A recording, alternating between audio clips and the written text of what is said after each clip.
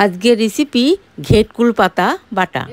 ঘেটকুল পাতাটা আমি বাটবো, মিক্সিতে করে বেটে নেবো। দেখুন, এটা আমি ভাবিয়ে নিচ্ছি।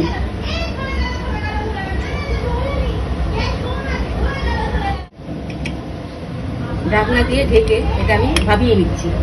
এবার আমি ঢাকনাটা তুলে নিচ্ছি। পাতাটা আমি এসছে, এটা আমি নামিয়ে মিক্সিতে করে এটা আমি পেস্ট করে নেবো। ভাবিয়ে নিয়েছি, এবার আমি মিক্সিতে করে বেটে নিচ্ছি। এবার এই পাতার মধ্যে আমি কয়েকটা কাঁচা লঙ্কা কুচিয়ে দিয়ে ওর সঙ্গে বেটে নেবো। পাতাটা খুব ভালো করে কিন্তু আমি নিতে হবে।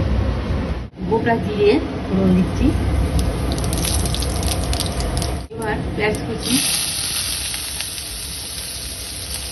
সামান্য আদা বাটা, লবণ, হলুদ গুঁড়ো, জিরের গুঁড়ো।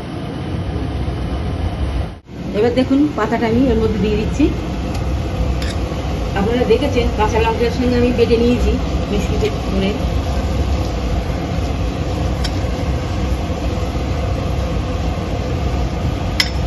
চিনি ছড়িয়ে দিচ্ছি। একটু কাঁচা সরষের তেল ছড়িয়ে দিচ্ছি।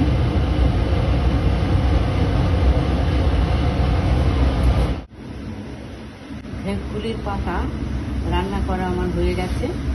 আপনাদের ভালো লাগলে সাবস্ক্রাইব করুন, শেয়ার করুন।